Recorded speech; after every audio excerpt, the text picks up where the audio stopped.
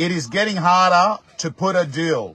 How is the market going up? No, I do not think the market is going up. I think the market is going to be very challenging in spring. That's my view. Why do I say that? Because it's already showing signs of being challenging now, and we have not got the spring stock. I do not believe spring buyer volumes will meet spring listing volumes. That's my view, okay? And Brisbane and Perth, I'll put those aside, right? There's just so much depth in the buyers there that those markets will keep going. But the rest of them is not the case. So I got to tell you a story about a buyer today. A buyer comes along. They'd made a pre-auction offer in writing. It was the longest email I've ever seen in an offer explaining why their offer was at this level, explaining all the negatives. I get it. A buyer's trying to buy it at a lower figure. They come to auction because they didn't go ahead, right? John Yatman, you had an absolute cracker screamer in Punch Bowl. Well done. And Johnny Yatman, well done, guys, because I can tell you, you know I talk about real estate, but the thing I love the most about is watching people change their lives. The guy's lost 50 kilograms. That's bigger than any auction sale you'll ever get because he's made himself live longer for his family.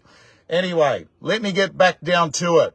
You get a buyer that causes all the scene, comes to auction, and then doesn't even bid at the level that they put their offer in. They're just sitting there thinking that, hey, no one else is going to bid. I go to the buyer, I'm letting you know, we are going to sell this property today. I said, okay. I said, calling it on the market, we're playing for keeps. Then starts mucking around, nah, etc.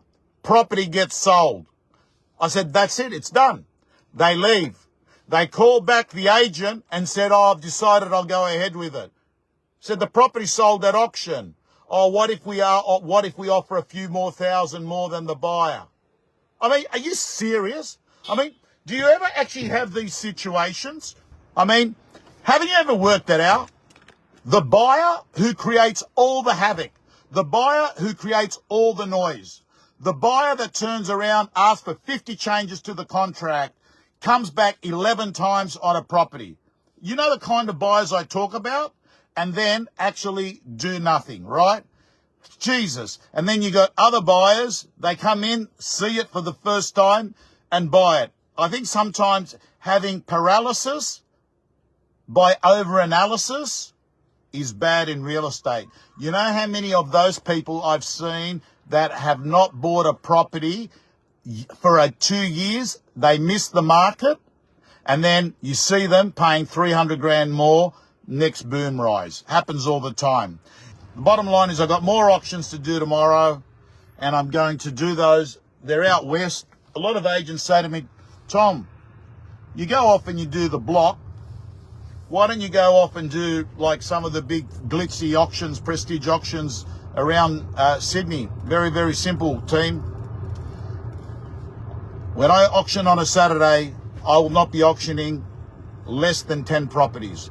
And the reason why is, as far as I'm concerned, if I'm going to get dressed, go out and have a shower, not hang out with my close loved ones, I'm going to make it a long auction day, and I'm fishing where the fish are.